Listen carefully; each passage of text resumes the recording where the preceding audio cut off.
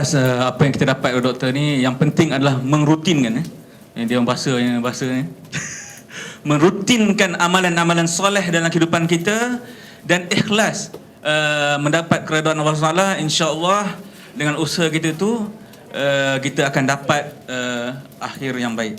Seterusnya, soalan seterusnya insyaAllah untuk Profesor Madya tentang kos pengurusan jenazah. Dalam kehidupan kita, kita lihat ada pelbagai budaya dalam kos akhir ni. Contohnya kalau orang Cina tu lagi besar jerat dia tu, lagi ngam lah Ustaz.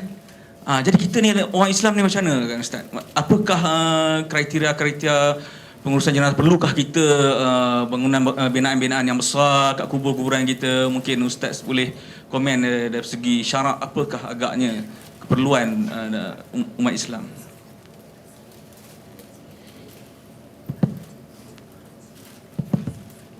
Bismillahirrahmanirrahim. Assalamualaikum warahmatullahi taala wabarakatuh. Alhamdulillah wassalatu wassalamu ala Rasulillah wa ala alihi wa sahbihi wa man da'a bi da'watihi wa jahada bi jihadihi wa tamassaka bi sunnatihi ila yaumiddin. Sahabat saya, Tuan Pengerusi Forum yang dimuliakan Perasan Panel Dr. Harudin, Dr. Rubiah, pimpinan Karangkraf, staf, seterusnya tuan-tuan dan puan yang dikasihi sekalian.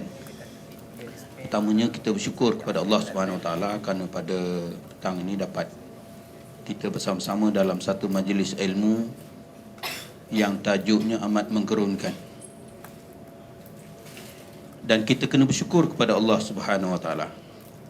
Imam Ghazali beritahu ada 4 sebab utama kita kena bersyukur kepada Allah Subhanahu Wa Taala. Pertama sekali, kita kena bersyukur kepada Allah kerana kita dipilih untuk dijadikan. Sebab hak menjadikan daripada tak ada kepada ada, hak mutlak Allah Subhanahu Wa Taala. Sebab itu ada orang yang kahwin 40 tahun tak dapat anak, terkahwin dapat anak. Tak rancang sangat kahwin dapat anak. Yang kedua, kita kena bersyukur kerana kita dipilih oleh Allah jadi manusia. Manusia ni ahsani takwim, seindah-indah kejadian. Walaupun tak comel, tapi berbanding dengan mawas kita cantik. Kita ada unsur air, unsur api, unsur yang hebat-hebat, unsur tanah, unsur angin. Yang kebanyakan makhluk ada 1-2 unsur saja, kan? Dan itu mencantikkan manusia. Yang ketiganya, kita kena bersyukur kerana kita menjadi manusia yang sempurna. Ada orang ditakdirkan kurang sempurna. Saya ada anak seorang, OKU. Dan kita tahulah, apabila kita bersua dengan ketidaksempurnaan, baru kita mengerti hakikat kesempurnaan sebenarnya dalam hidup. Dan kita kena bersyukurlah. Ada orang tu mata dia tak ada, tetapi walaupun mata tak ada, hati dia celik. Lebih baik daripada orang mata ada, hati tak celik. Yang ketiga, yang keempatnya, kita kena bersyukur kerana kita menjadi seorang Muslim. Sebab tak semua orang mendapat hidayah. Umat Islam ni sekitar 20% daripada penduduk dunia, lebih kurang 100 orang kita temui, 20 orang saja orang Islam. Dan kita termasuk dalam jumlah yang demikian. Sebagai seorang yang dilahirkan dalam bentuk sebagai seorang Muslim, kita akan bersua dengan perkara-perkara yang kita bincangkan pada hari ini. Soal kematian, sama ada kita suka ataupun tidak. Dan isu yang ditanya tadi ialah soal pengurusan jenazah ni. Sekali aibah, sekali pasir berubah. Pendekatan untuk menguruskan jenazah ni sudah berubah sebenarnya. Kalau zaman dulu mungkin diuruskan dengan cara yang begitu simple, dan biasanya diuruskan oleh keluarga terdekat. Keluarga terdekat. Kalau dalam masyarakat yang agak baik hubungan kejiranan dia, biasanya ia diurus oleh masyarakat setempat. Maknanya isu kematian ni bukan isu individu, tapi isu masyarakat. Tapi zaman sekarang, oleh kerana manusia sekarang ni hidup dia begitu sibuk, Dan banyak halangan-halangan. Itu yang menyebabkan kadang-kadang banyak proses penswastaan berlaku. Termasuklah menswastakan pengurusan jenazah. Dan mungkin ada orang kaya jadi jutawan kerana adanya pakej mengurus jenazah. Memang dah ada pun. Sejak daripada orang tu nazak sampai 7 hari 7 malam. Tetapi apakah kita nak melihat isu ini sebagai satu yang positif ataupun bagaimana? Saya masih lagi berpegang kepada konsep bahawa menguruskan jenazah ini merupakan fardu kifayah. Fardu kifayah. Fardu kifayah ni maksud dia, kalau orang kampung kata seorang buat, yang lain tak payah. Oh, mudah definisi dia. Tapi sebenarnya fardu kifayah ni sebenarnya dia merupakan satu konsep di mana kewajipannya tidak sebagaimana individu. Dia harus diurus secara kolektif dalam masyarakat. Saya lebih berkecenderungan untuk menyatakan bahawa kita harus memperkukuhkan struktur masyarakat kita supaya urusan mengenai dengan mayat ini harus dikendalikan oleh masyarakat.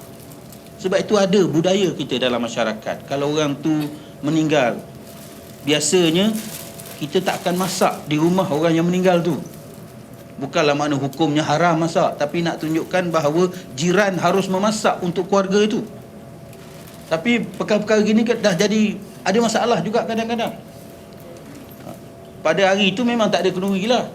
Malam pertama, malam kedua, malam ketiga sampai malam ke-14. Lepas tu malam yang ke-40, malam yang ke-100. Ini timbul isu. Saya punya pandangan peribadi bahawa boleh nak kita meraihkan aspek-aspek begitu dalam konteks untuk berdoa dan sebagainya, tetapi jangan sampai memberatkan keluarga yang menanggungnya. Ini dia dah lah ada orang meninggal, kenduri pula tu. Ada menu tertentu pula tu. Kalau zaman jahiliah dulu memanglah malam pertama tu lain menu dia, malam kedua, malam ketiga, dan dia ada maknanya. Dan itu memang saya secara peribadi memang tak setuju dalam betul. Tetapi dalam konteks untuk menguruskan jenazah ni, saya rasa dari sudut kubur dia dan sebagainya, saya rasa yang pentingnya bagi saya ialah ianya harus dikuburkan dalam keadaan yang menasabah. Kita ni bukan nak berlawan kubur siapa yang paling cantik. Kita bukan nak berlawan kubur siapa yang paling cantik. Kalau masyarakat lain tu biasalah, semakin tinggi dia punya kubur dia, semakin tinggi dia punya bayaran dia, dan semakin tinggilah prestis dia. Hingga kan mungkin ada orang berziarah kat Nilai tu sebenarnya kubur saya ingat dulu tempat bersejarah besar sangat. Berasa nak berhenti juga dulu. Tapi oleh kerana tak ada saudara yang tidur di situ, maka saya pakat-pakat tak berhentilah. Tapi nak tunjuk itu pandangan dia punya, maknanya dia ada satu proses mengkomersialkan kematian. Satu proses yang begitu. Tapi saya rasa bahawa ianya harus diurus. Kubur ni harus dibuat dalam bentuk yang menasabah. Sekurang-kurangnya paling asasnya kita adalah tanda dia, dia meninggal bila, tapi tidaklah menjadi satu kewajipan, dan saya tidak berkecenderungan untuk menyatakan harus dicantik-cantikkan sangat. Sebab itu bukan milik dia. Mungkinlah dalam masa 100 tahun akan datang tanah kita semakin sempit, mungkin kawasan itu akan digalikan semula dan sebagainya, dan ini merupakan satu perkara yang kita kena lihat. Sebab itu kalau orang meninggal di Mekah ke dan sebagainya, mungkin kubur dia dalam bentuk yang begitu simple. Mungkin dalam masa 20 tahun akan datang, kubur yang sama akan dimasukkan jenazah yang lain dalam bentuk yang. Tapi oleh kerana Malaysia ni agak mewah, dia punya tanah dia, kita tak fikir sangat bab tu. Tetapi akhirnya misalnya di bandar-bandar besar sebagai contoh, dia akan jadi masalah. Kan? Maknanya kalau kita tengok sekarang ni, kubur ni semakin sesak dan sebagainya. Sebab itu saya rasa tidak boleh kita buat kuburan tu dalam bentuk yang terlalu mewah, yang menyebabkan dia menghalang untuk kita melakukan proses menguburkan orang lain di kubur yang sama untuk masa-masa yang akan datang. Dan ini saya rasa merupakan satu pengendalian yang harus dikendalikan, tapi tidaklah bermaksud dalam konteks itu kita langsung tak ada tanda dia dan sebagainya, supaya memudahkan kita dalam bentuk yang demikian. Itu satu isu yang saya rasa dalam konteks kubur. Yang lain lagi mungkin juga, misalnya dari sudut macam mana kita berhadapan dengan kematian.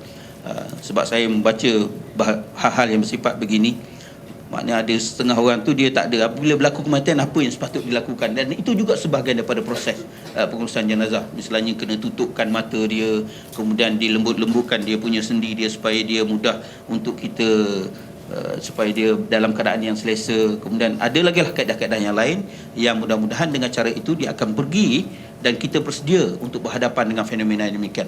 Wallahualam.